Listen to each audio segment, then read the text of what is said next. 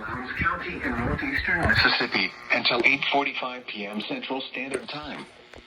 At 7:41 p.m. Central Standard Time, a severe thunderstorm capable of producing a tornado was located over Mill Creek, or 7 miles east of Louisville, moving northeast at 50 miles per hour.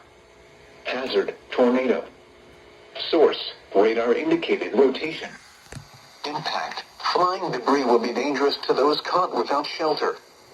Mobile homes will be damaged or destroyed. Damage to roofs, windows, and vehicles will occur. Tree damage is likely.